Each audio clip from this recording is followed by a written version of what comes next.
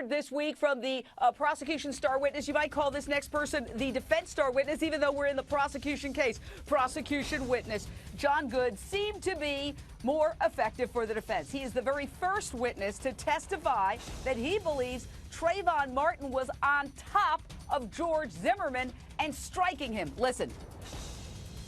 I could tell the person on the bottom had a lighter skinned color. The color of clothing on top, what could you see? It was dark.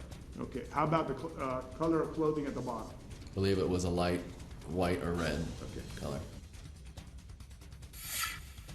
All right, now here is Zimmerman in the red jacket that night. So what this gentleman essentially is saying, he saw the person on the bottom in a red jacket. George Zimmerman is wearing a red jacket. He also said in other ways the person on the bottom fit the description of George Zimmerman. So how bad is that for the prosecution? Look, this is the prosecution's case.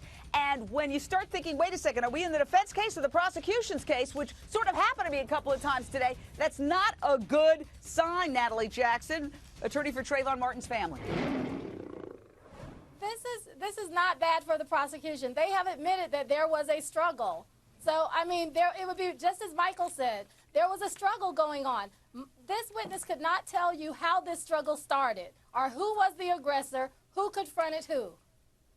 Well, I mean, look, and I'll throw to Wendy Murphy. You're a former prosecutor. You know fights don't just happen like this. As I saw my friend Ashley Banfield say, they go like this. So maybe at the time he saw it, Trayvon Martin was on top, but maybe previous to that it had been some other way or after that. The jury is only going to do one thing to figure out who to believe about who was on top and bottom. They're going to look at whose clothes were wet. George Zimmerman's on the back. That's right. Bam. Who had the injuries? George Zimmerman. Who didn't? Trayvon Martin. And they're going to match that up with sometimes seemingly very nice people trying to tell the truth.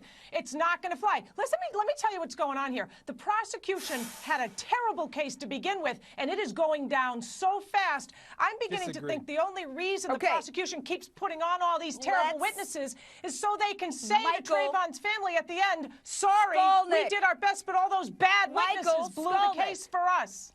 Here's the thing. I think you're completely wrong, Wendy. John Good said he saw the end of the fight, but he did not see George Zimmerman's head being pounded into the pavement. George Zimmerman, in his statement to the police, said that he was head. Michael, let everybody speak. Oh my gosh!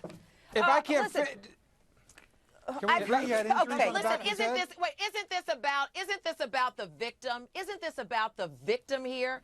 I mean, you're right. Who knows who was on top of who at what moment? And what about Trayvon Martin defending himself? What about him defending himself from a guy stalking him in the dark, in the rain?